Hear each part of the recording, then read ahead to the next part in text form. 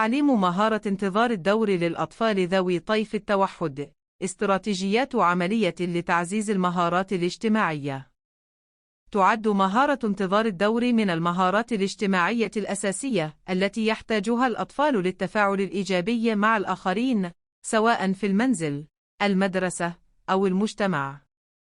بالنسبة للأطفال ذوي اضطراب طيف التوحد، قد يكون تعلم هذه المهارة تحدياً بسبب صعوبات في فهم التفاعلات الاجتماعية أو التحكم في الاندفاعية. ولكن من خلال استراتيجيات مدروسة، يمكن تدريبهم على الانتظار بطريقة واضحة، ممتعة، وداعمة. في هذا الدليل التعليمي، سنستعرض مجموعة من الأساليب المبتكرة والمثبتة علمياً لتعليم مهارة انتظار الدور، باستخدام الإشارات المرئية، أدوات التوقيت، التعزيز الإيجابي، ولعب الأدوار. كما سنتناول قصة تعليمية تطبيقية تساعد في ترسيخ المفهوم لدى الطفل بطريقة مشوقة. لماذا يجد بعض الأطفال ذوي طيف التوحد صعوبة في انتظار الدور؟ الأطفال ذوي طيف التوحد قد يواجهون تحديات في انتظار الدور لعدة أسباب، منها ضعف الفهم الاجتماعي. قد لا يدرك الطفل سبب ضرورة الانتظار أو كيف يتبع القواعد الاجتماعية الخاصة بالمشاركة. الاندفاعية وصعوبة التحكم في النفس. بعض الأطفال قد يواجهون صعوبة في التحكم برغبتهم في الحصول على شيء فوراً دون الانتظار. ضعف القدرة على التنبؤ. عدم معرفة متى سيحين دورهم قد يسبب لهم القلق أو الإحباط. عدم القدرة على قراءة تعابير الوجه أو الإشارات الاجتماعية، مما يجعلهم غير مدركين لانتظار الآخرين لدورهم. لهذا، فإن استخدام وسائل واضحة ومنهجية يساعد في تدريبهم على الانتظار بفعالية. استراتيجيات فعالة لتعليم مهارة انتظار الدور. 1. استخدام الإشارات المرئية. الإشارات المرئية تساعد الطفل على فهم ترتيب الأدوار بصرياً، مما يقلل من القلق الناتج عن الانتظار. تشمل هذه الأدوات: بطاقات انتظر. يمكن تصميم بطاقة تحمل كلمة انتظر بلون واضح وصورة تعبيرية تمثل الانتظار. عندما يحتاج الطفل للانتظار، يتم إعطاؤه البطاقة كإشارة. اللوحات المصورة، لوحات تحتوي على خطوات بسيطة توضح متى وأين ينتظر الطفل، مثل: أنتظر دوري في الطابور، أنتظر حتى ينتهي صديقي من اللعبة. الإشارات اليدوية.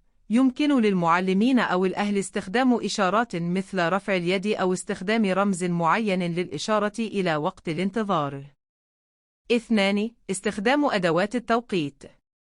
تساعد أدوات التوقيت الطفل على فهم الفترة الزمنية التي يحتاج إلى انتظارها، مما يقلل من التوتر والاندفاعية. بعض الأدوات الفعالة تشمل المؤقتات البصرية، مثل ساعة العد التنازلي أو الساعة الرملية، حيث يمكن للطفل رؤية الوقت المتبقي بوضوح.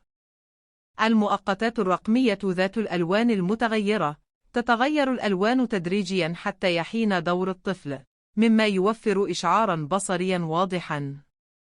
استخدام الألحان أو التنبيهات الصوتية. عند انتهاء الوقت، يتم إصدار صوت لطيف لإعلام الطفل بأن دوره قد حان. 3. التعزيز الإيجابي والمكافآت. التعزيز الإيجابي يشجع الطفل على تكرار السلوك الصحيح من خلال المكافآت والتشجيع عند الانتظار بنجاح. يمكن تحقيق ذلك من خلال الثناء الفوري، مثل: أحسنت، لقد انتظرت دورك بطريقة رائعة.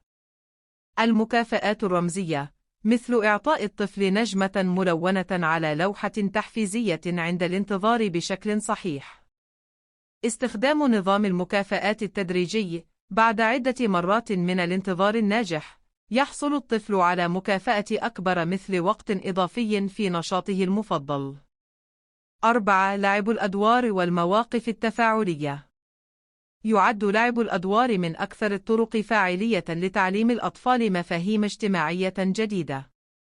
يمكن تصميم سيناريوهات يومية تتطلب انتظار الدور، مثل اللعب الجماعي، إشراك الطفل في ألعاب تحتاج إلى تبادل الأدوار، مثل لعبة السيارات أو ترتيب المكعبات. تمثيل مواقف اجتماعية، تمثيل مواقف مثل الانتظار في طابور المدرسة أو انتظار دوره في الحديث أثناء المحادثة مع الآخرين. الدمى التفاعلية، استخدام الدمى لتمثيل مشهد يوضح كيف ينتظر أحدهم دوره، ثم تشجيع الطفل على تقليد السلوك. قصة تعليمية لتعزيز مفهوم انتظار الدور. أحمد ينتظر دوره. في أحد الأيام، ذهب أحمد مع والدته إلى الحديقة، وهناك وجد أطفاله يلعبون على الأرجوحة. شعر أحمد بالحماس الشديد، لكنه لاحظ أن طفلاً آخر كان يستخدم الأرجوحة بالفعل. تذكرت والدته أنها علمته قاعدة انتظار الدور، فأشارت إلى ساعة رملية صغيرة وقالت: انظر، عندما ينتهي الرمل من السقوط، سيحين دورك. وقف أحمد بهدوء، يشاهد الساعة الرملية بتركيز. وعندما انتهى الوقت، جاء دوره، فابتسم الطفل الآخر وترك له الأرجوحة. شعر أحمد بالسعادة، وعندما رأى طفلاً آخر ينتظر دوره، قام بنفس الشيء وترك له اللعبة بعد انتهاء وقته. نصائح إضافية للأهل والمعلمين. علامة اختيار سوداء: كن قدوة حسنة. استخدم الانتظار في حياتك اليومية أمام الطفل لتوضيح أهمية هذه المهارة. علامة اختيار سوداء: ابدأ بفترات قصيرة. في البداية، اجعل مدة الانتظار قصيرة ثم زدها تدريجيا حسب قدرة الطفل. علامة اختيار سوداء: استخدم أسلوب اللعب. كلما كان التدريب ممتعا، زادت احتمالية استيعاب الطفل للمفهوم. علامة اختيار سوداء: حافظ على الروتين.